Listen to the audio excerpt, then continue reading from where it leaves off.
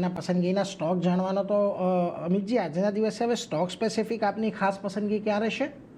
Definitely આજના દિવસમાં જે આપણું રિકમેન્ડેશન રહેશે એ તો છે ભારત ફોર્જમાં જે હિસાબથી આપણે જોઈએ છે કે સ્ટેબિલિટી આપણને કાઉન્ટરમાં જોવા મળે છે. છેલ્લા 3 અઠવાડિયાથી આપણે જોઈ રહ્યા છે કાઉન્ટર કન્સલ્ટેશન ફ્રન્ટ પર ચાલતા પણ જોવા મળે છે. અને જે હિસાબથી આજના દિવસમાં આપણે જોઈએ છે કન્સલ્ટેશન બ્રેકઆઉટ માટે કાઉન્ટર તૈયારી કરી રહ્યો છે. જેમ 2145 ના ઉપર નીકળે છે કાઉન્ટર, તો ત્યારબાદ મને લાગે છે એક મોમેન્ટમ સારું એવું ગેઇન થતા પણ જોવા મળશે.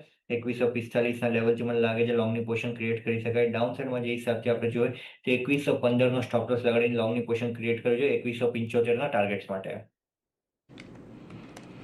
એટલે જો અહીંયાથી ભારત ફોર્જ એક પસંદગી બની રહ્યો છે અમિતજીની આજના દિવસે. ધ્યાન રાખજો 2145ની ઉપર નીકળે ત્યારે તમે ખરીદદારી કરીને ચાલો. 2115નો સ્ટોપ લોસ, 2175નો લક્ષ્યાંક અહીંયાથી જોવા મળી શકે છે.